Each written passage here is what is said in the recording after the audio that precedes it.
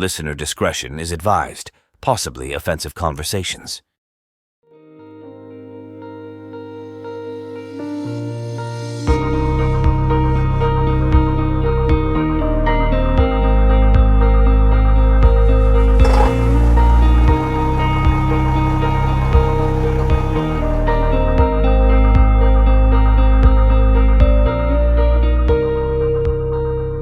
So basically, what I learned by this guy who is Trey Smith, he said that in 2024 that if you guys don't know, what gematria is, it's basically the study of numbers and their meaning. And every number in Hebrew text has a meaning.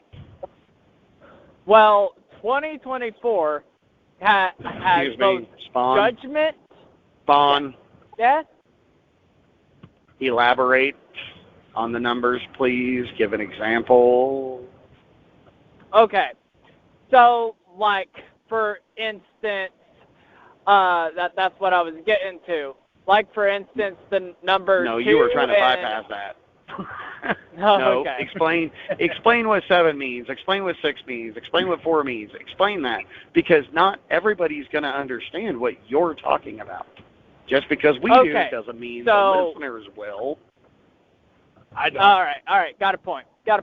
Okay, so for an example, in the Hebrew text, the number 6 is the number of a man.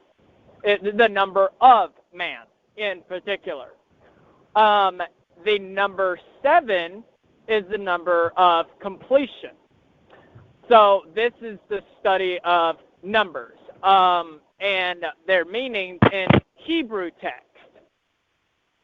Well, the number 24 has a couple meanings. It means both judgment and at the same time it means unity. So it kind of is like a double-edged sword. So there is something that's going to be happening in the year 2024 that's going to both bring judgment, but also going to bring unity. Because of this judgment, it's going to bring unity. Now, the other thing that he talked about was Isaiah 45, 46, and 47. When Trump became the 45th president, the Israelites started calling him Cyrus. And for those who don't know who Cyrus is, he was the Persian king who took over Babylon in the biblical times. He took it away from Nebuchadnezzar's son, Belteshazzar. I think that's his name. I'm not going to say that 100%, but that's the name that's coming up in my mind is Belteshazzar. And so they compared Donald Trump to King Cyrus because in Isaiah 45, it talks about King Cyrus and how that God will open the doors to Babylon for King Cyrus to overtake Babylon.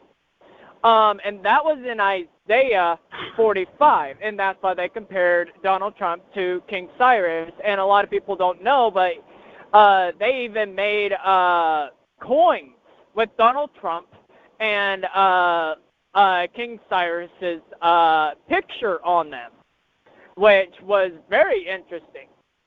Now, then we get into Isaiah 46. Isaiah 46 talks a lot about the gods of Baal and basically the gods of Babylon, and how that they have become weary and tired, and that the burden of Babylon has been on the false gods' shoulders, and they've become weary. Well, if we want to compare it to that right now, we have a 46th president who is very weary. very confusing, very just needless I think to the say. the word you're looking for here is confused, not confusing. Yes. It's confused, kind of an empty vessel. And that's another thing that the number 46 stands for, is empty vessel. 45 means, pretty sure it meant like anointed. 46 means empty vessel.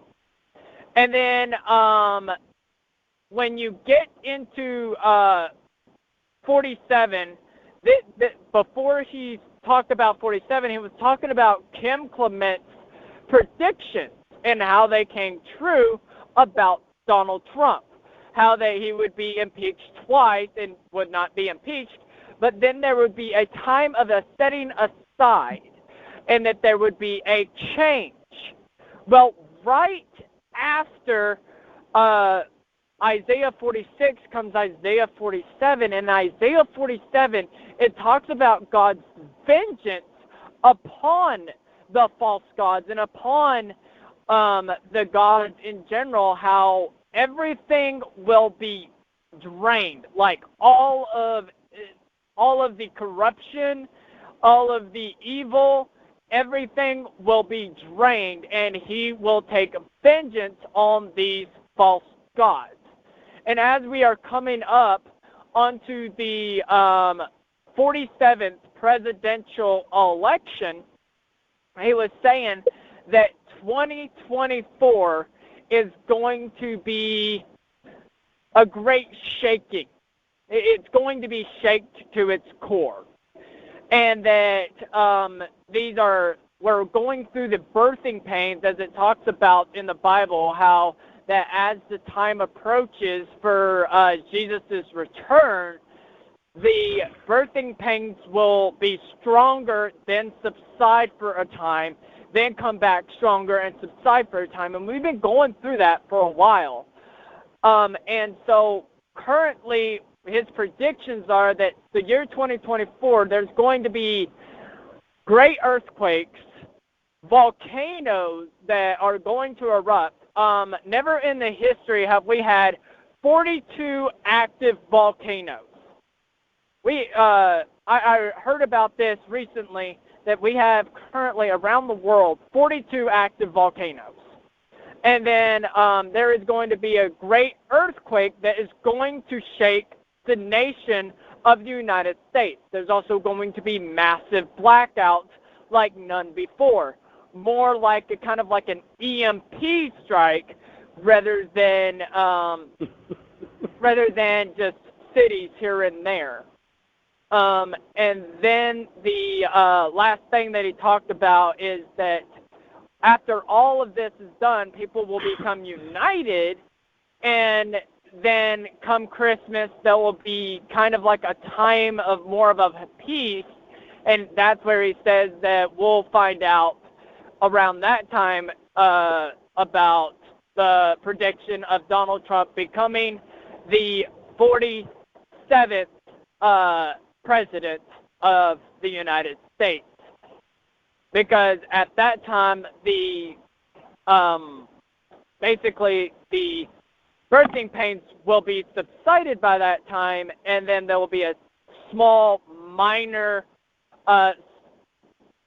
subsiding so that we can raise our children the way that we need to in the love of God and stuff like that. And then after that, the birthing pains will come back, and they will be, you just better be ready. So, needless to say, the year 2024 is going to be hard, rough, shaking, and until probably about Christmas is basically what is being said. And then, and what do you mean, and then? And then? And then what? And then? But that's basically the stuff that he has gone into about the 2024 predictions that right now they're kind of minor, but as we get into spring and summer, they're going to really hit hard, and then the fall, it's going to be a little bit better, but not by much, and then the winter will be the better time, and that's when everything will be basically set in stone. He's kind of predicting that Donald Trump will be our 47th president by the basis of what happened, by the basis of gematria and what Isaiah says. Because in the 45th, in Isaiah 45, it talks about how Cyrus came in and took over Babylon. And then if you think about it with Donald Trump, he kind of took over the United States and started draining the swamp. He took it over with such stealth, nobody could compare to it. I would not say that is accurate, personally. I would say he brought a lot of swamp creatures to light, but I don't think he ever actually got a chance to drain the swamp. Okay, right. Because he was too busy fighting off false accusations and false Russian collusion BS and false impeachment crap and false January 6th insurrection BS and right. So you're entirely right. He didn't really have a chance to drain the swamp.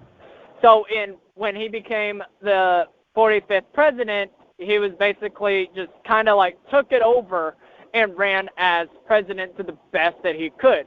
Well, then comes Isaiah 46, where it talks about all of these gods are becoming weary. The burden of Babylon has been on their shoulders, and they're just become weary and tired. And that's because everybody's already been seeing that he hadn't been lying. He'd been telling the truth the entire time, and they can see if they just open their eyes at all what a hit job this has been toward him, even coming toward this election.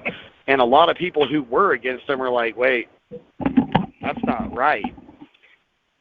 And a lot of communities who feel that they are picked on for certain people. Why are you going after him? Because obviously he's doing something they don't like, even though what he's doing is bettering everybody else. So Yeah, and here's the thing. Well, come the 46th president, good old lost his mind Biden, good old puppet show. Epstein supporter. Empty vessel. Well, let's just go with that. Wide open mind. But anyways. Yeah, his and head then is after wide that, open spaces. Yeah. And then comes Isaiah 47, where it talks about how the false gods will be dealt with and that God will take vengeance. So, Good. Needless to say. Now, look. We know I'm a Christian, and I'm a believer. And I know through God all things are possible. And I know that there is nothing more powerful than God. Now, I'm not going to say he's not going to do it.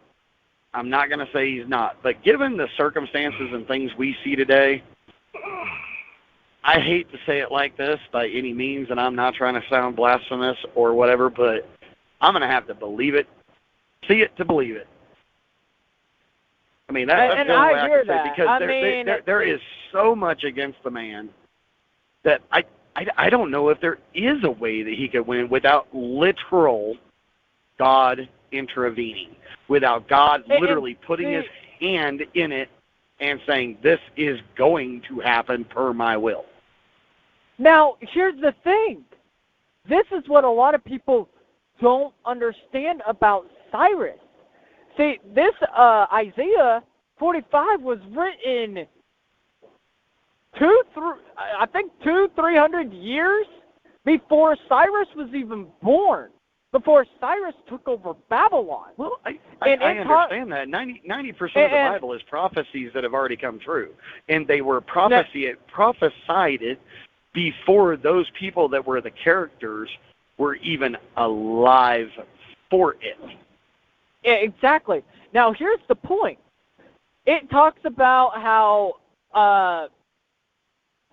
God will open the doors to Babylon for Cyrus to take it over. Okay? When Cyrus took over Babylon, he went through the moats where the water was drained out. He went through the moats of Babylon. And Cyrus took over Babylon with such stealth that nobody outside the royal party knew that he took it over until later, like days later. They had no clue. Look, all I'm going to say is I really hope these predictions are right. That was a full act of God. That was entirely a full act of God, because nobody knew that Cyrus took over the kingdom of Babylon until days later. Except for obviously Daniel and all of them. Those are the only ones.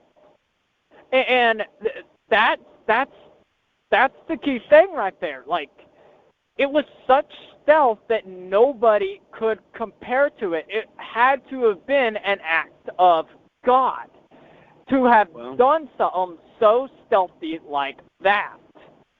Buddy, it's going to have to be an act of God again to get him through this. So if he gets reelected, we know without a fragment of a shadow of a doubt that God's hand was directly on it. Well, we also got to think about this. How old was he when he became the president 70.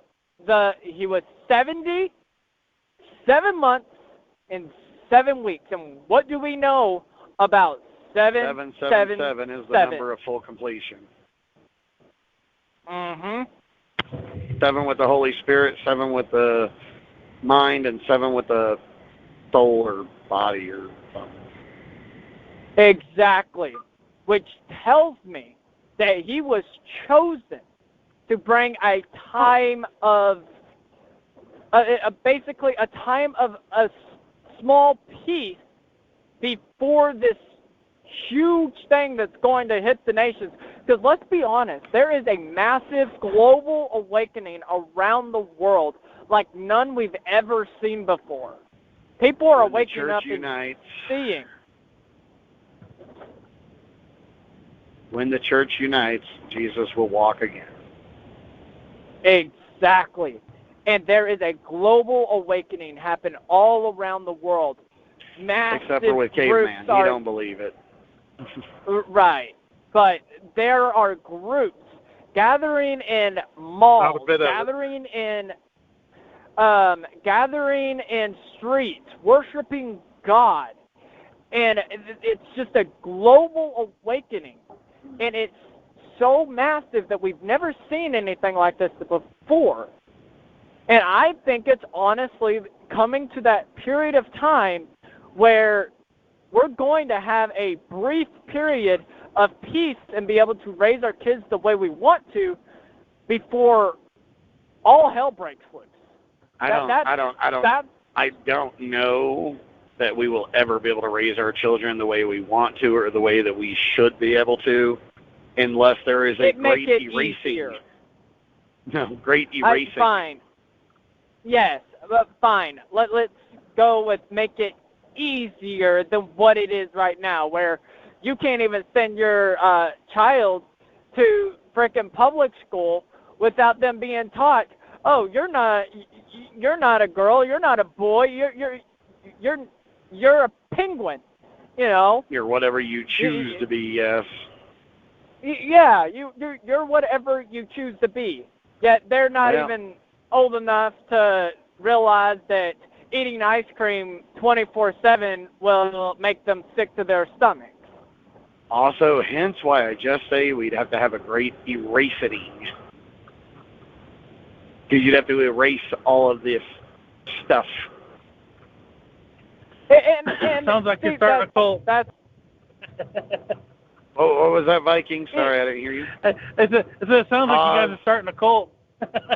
No. It's not anywhere nothing like that. I mean, it's one of those that this stuff's so ingrained, all this toxic knowledge and stuff that people have been trying to put into people's heads. It's so ingrained that you would have to erase all of the books, all of the information, all of the people. I mean, it would literally take an act of God to erase all of this evil to have it undone, where we could raise the children the way we want them raised instead of the way society today wants them raised. Or just a really big asteroid. You can ask the dinosaurs. That's still a pretty good eraser. Well, speaking of which, I mean, there's supposed to be a giant asteroid headed straight for Earth that is supposed to, scientists are saying it's not going to hit us, but I don't believe that for a moment, because it's predicted in the Word of God that a asteroid called Wormwood will fall from heaven and break apart and strike, what was it?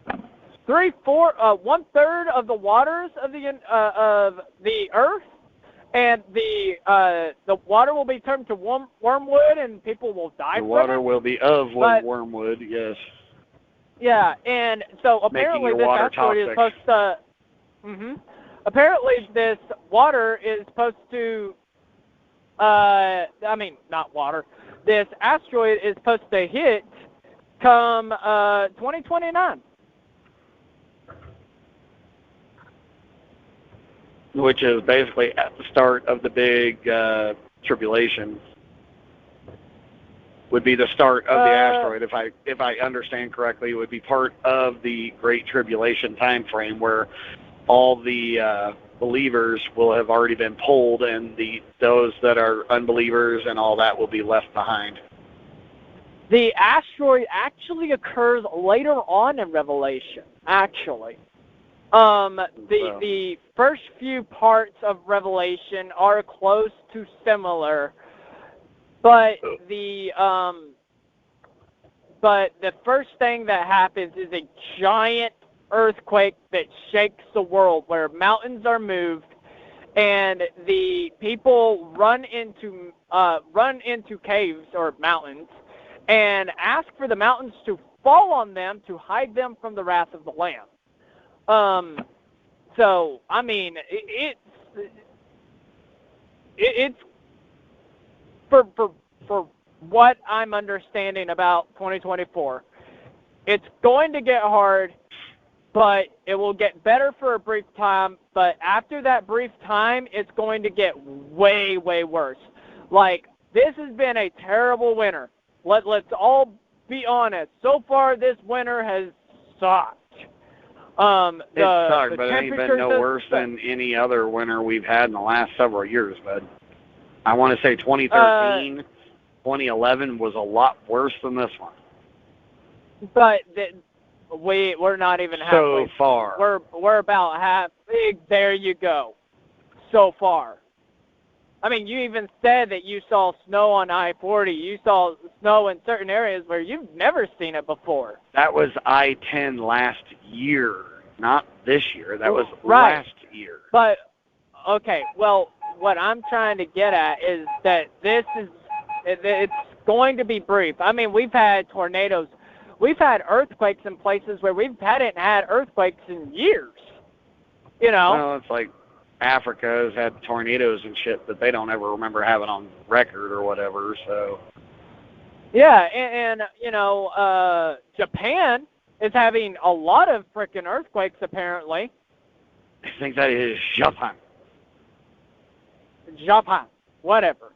But they're having a lot of earthquakes as well. Like, it's starting. Like, I wouldn't say that's uncommon. I mean, what was that, 2011, 2014, something like that, when that earthquake and tsunami screwed up the Fukushima power plant? Well, okay, I get that part, but you also got to understand, well, I also understand how science works, and tectonic plates are always on a move on a, molten bed of liquid magma, so things are always going to move. I do understand that just as easy there, bud. But remember, in the Word of God, it says that as the time approaches, it will become the birthing pains will become worse and worse, and then let off a little bit, worse and worse. I understand that. I mean, I'm also more than aware that the Three Gorges Dam in China changed the freaking tilt of the Earth. Somebody hung up. Remember to like and subscribe.